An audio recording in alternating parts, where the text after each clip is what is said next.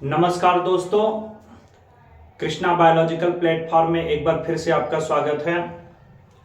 दोस्तों, पिछले लेक्चर में हमने आपको मोल फ्रैक्शन अर्थात मोल अंश के विषय में बताया था, जिसमें हमने आपको बताया था कि बिलियन में किसी एक घटक के मोलों की संख्या तथा कुल घटकों के मोलों की संख्या के अनुपात को हम लोग क्या कहते हैं, मोल प्रभाज्य कहते हैं। और उससे रिलेटेड एक न्यूमेरिकल को भी क्या किया था मेरे भाई, सॉल्व कराया था। दोस्तों, सांद्रता को व्यक्त करने की भौतिक विधि हो गए थे। अब सांद्रता को व्यक्त करने की रासायनिक विधि के विषय में बात करेंगे, जिसमें हम बात करेंगे सबसे पहले मोलरता के विषय में। मोलरता, मोलैरिटी। मोलरता क्या है? 1 लीटर के बिलियन में, 1 लीटर के बिलियन में घुले विलेय के मोलों की संख्या को मोलरता कहते हैं।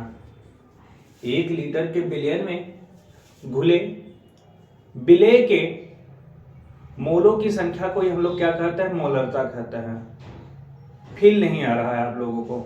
देखिए, जैसे कि तौर पर मान लीजिए कि एक बड़ा सा क्या है मेरे भाई, कढ़ाई है, उसमें हमने कुछ पानी डाल दिया और थोड़ा बहुत उसमें क्या कर दिया मेरे भाई, नमक डाल दिया। नमक की तुलना में पानी क्या है मेरे भाई, बहुत ज्यादा है, तो पानी आपका क्या हो गया, विलायक हो गया, और नमक आपका क्या हुआ, विलेय हुआ। क्या बन गया, विलयन बन गया। अब हम वहां से 1 लीटर विलयन लेकर आए, उस कढ़ाई में से 1 लीटर विलयन लेकर आए, तो क्या उस 1 लीटर के विलयन में नमक घुला रहेगा ना मेरे भाई? तो वही जो घुला रहेगा, वही जो क्या रहे मेरे भाई, घुला रहेगा, वही क्या कहलाएगा आपका, मोलरता कहलाएगा। विलयन की क्या कहलाती है, मोलरता कहलाती है। कहने का तात्पर्य क्या है, 1 लीटर के विलयन में घुले विलेय के मोलों की संख्या को, 1 लीटर के विलयन में घुले विलेय के मोलों की संख्या को विलयन की क्या कहेंगे मेरे भाई, मोलरता कहता है। और मोलरता को हम लोग किससे रिप्रेजेंट करते हैं, कैपिटल एम से प्रदर्शित करता है। किससे प्रदर्शित करेंगे, कैपिटल एम से प्रदर्शित करेंगे। तो capital M is equal to n solute upon v solution in litre. भी जहां क्या है मेरे भाई, बिलियन का आयतन, लेकिन किस पद में है, लीटर के पद में है। कहने का तात्पर्य क्या है, 1 लीटर के बिलियन में घुले विलेय के मोलों की संख्या को हम लोग क्या कहेंगे मेरे भाई, मोलरता कहते हैं। और मोलरता का जो मात्रक होता है वह क्या होता है मेरे भाई, मोल प्रति लीटर होता है। मोल प्रति लीटर होता है।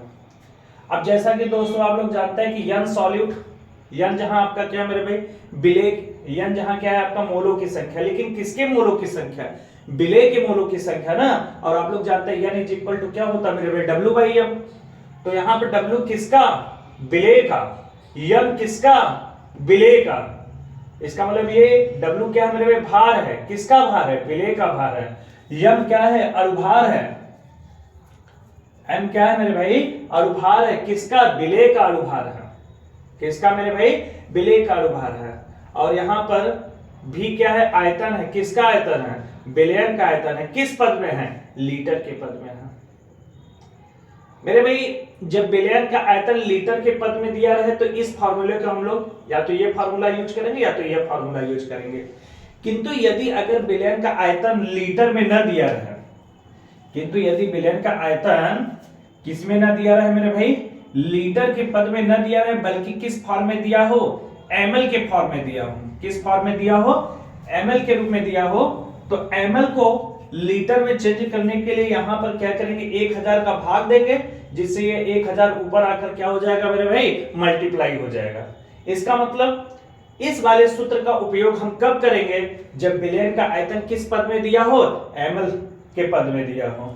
और ये इस सूत्र का उपयोग हम कब करेंगे, जब विलयन का आयतन किस पद में दिया हो मेरे भाई, लीटर के पद में दिया हो। तो ये ध्यान दीजिए। इसके बाद मेरे भाई आपसे पूछा जाता है मोललता क्या है। क्या मेरे भाई, मोललता क्या है? तो ये बोलता है कि 1 किग्रा विलायक में, 1 किग्रा विलायक में उपस्थित विलेय के मोलों की संख्या को, 1 किग्रा विलायक में उपस्थित विलेय के मोलों की संख्या को हम लोग क्या कहते हैं मेरे भाई? मोललता कहते हैं। क्या कहेंगे? मोललता कहेंगे। तो मोललता बराबर होता है मेरे भाई यम solute upon W, W solvent in kg. मतलब ये बोल रहा है कि 1 किग्रा विलायक में उपस्थित विलेय के मोलों की संख्या को हम लोग क्या कहते हैं मेरे भाई? मोललता कहते हैं। और जब इसे सूत्र के रूप में हम लोग क्या करते हैं? प्रदर्शित करते हैं, तो किस तरीके से लिखेंगे? एन सॉल्यूट अपॉन डब्ल्यू सॉल्वेंट इन केजी। अगर मान लीजिए कि विलायक का भार केजी में न दिया रहे, मान लीजिए विलायक का भार अगर केजी में न दिया रहे बल्कि किस में दिया रहे? ग्राम में दिया रहे। बल्कि किस में दिया रहे मेरे भाई? ग्राम में दिया रहे। तो ऐसी स्थिति में हम लोग इस फॉर्मूले का क्या करेंगे मेरे भाई? यूज करेंगे। और अगर विलायक का भार केजी में दिया रहे तो चाहे ये वाला फॉर्मूला यूज कीजिए, चाहे ये वाला फॉर्मूला यूज कीजिए। और आप लोग जानते हैं कि n solute is equal to क्या होता है मेरे भाई? डब्ल्यू बाई एम होता है। तो मोललता किसे कहते हैं मेरे भाई? 1 किग्रा विलायक में उपस्थित विलेय के मोलों की संख्या को क्या कहते हैं मेरे भाई? मोललता कहते हैं। क्या कहेंगे? मोललता कहेंगे। अच्छा, मोललता का मात्रक क्या होता है मेरे भाई? ओरिजिनल फार्मूला को देखिए, यहां पर ओरिजिनल फार्मूला है। मोललता का जो मात्रक होता है मोल प्रति केजी विलायक, मोल प्रति केजी विलायक, ये ध्यान दीजिएगा। इसके बाद दोस्तों हम लोग बात करते हैं नॉर्मलता की। किसकी बात करेंगे? नॉर्मलता। तो नॉर्मलता क्या बोलता है कि 1 लीटर के विलयन में, 1 लीटर के विलयन में, 1 लीटर के विलयन में घुले विलेय के ग्राम तुल्यांकों की संख्या को, 1 लीटर के विलयन में घुले विलेय के ग्राम तुल्यांकों की संख्या को हम लोग क्या कहते हैं? विलयन की नॉर्मलता कहते हैं। क्या कहेंगे मेरे भाई? नॉर्मलता। विलयन की क्या कहलाएगी? नॉर्मलता कहलाएगी। और नॉर्मलता को हम लोग कैपिटल एन से प्रदर्शित करते हैं। एन इज इक्वल टू ग्राम तुल्यांक। क्या मेरे भाई? ग्राम तुल्यांक। ग्राम तुल्यांक हम लोग डब्ल्यू बाई ई के रूप में लिखते हैं। इसका मतलब विलेय का ग्राम तुल्यांक घुला हुआ है किसमें? 1 लीटर के विलयन में। तो 1 लीटर के विलयन में घुले विलेय के ग्राम तुल्यांक की संख्या को ही क्या कहते हैं? विलयन की नॉर्मलता कहते हैं मेरे भाई। क्या कहेंगे? विलयन की नॉर्मलता कहेंगे। अगर मान लीजिए कि विलयन का आयतन लीटर में न देकर बल्कि किस पद में दिया हो? एमएल के पद में दिया हो, तो ऐसी स्थिति में हम विलयन के आयतन को लीटर में चेंज करते हैं, जिसके कारण यहां पर क्या करेंगे मेरे भाई? 1000 का भाग देंगे। 1000 का जब भाग देंगे तो 1000 ऊपर जाकर क्या हो जाएगा? मल्टीप्लाई हो जाएगा। तो ये ध्यान दीजिएगा, जब विलयन का आयतन एमएल के रूप में दिया रहे तो नॉर्मलता निकालने के लिए इस सूत्र का उपयोग करेंगे। और जब विलयन का आयतन लीटर के पद में दिया हो तो चाहे ये फॉर्मूला यूज करेंगे, चाहे ये फॉर्मूला यूज करेंगे। यहां पर ये ध्यान दीजिए मेरे भाई, W क्या है? विलेय का भार। E क्या है? तुल्यांकी भार। क्या मेरे भाई? तुल्यांकी भार।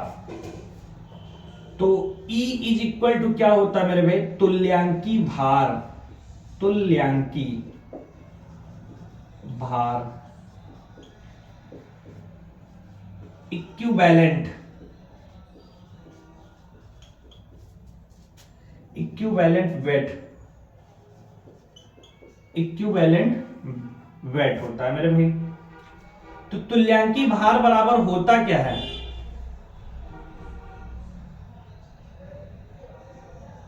अणु भार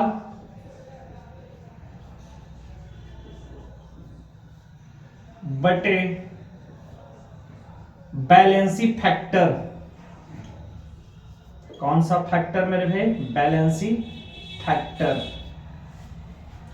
अणु भार बटे बैलेंसी फैक्टर।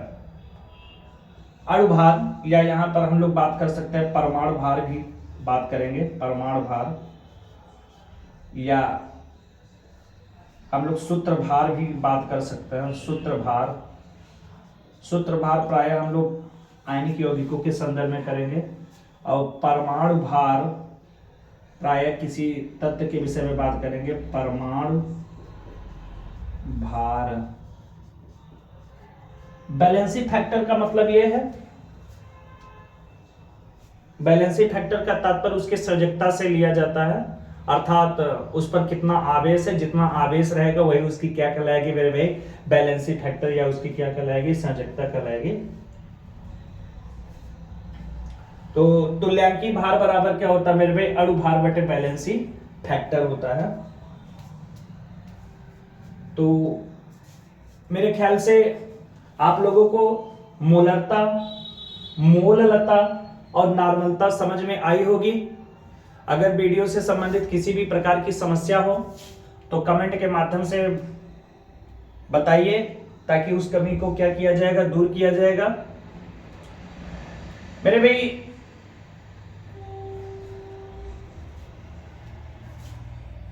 वीडियो छोटा इसलिए बनाता हूं ताकि आप लोग एक एक टॉपिक को बराबर क्या करते रहे, पढ़ते रहे, और ताकि आप लोगों को उबन न हो। मेरे भाई इजाजत दीजिए, नमस्कार, शुभ रात्रि।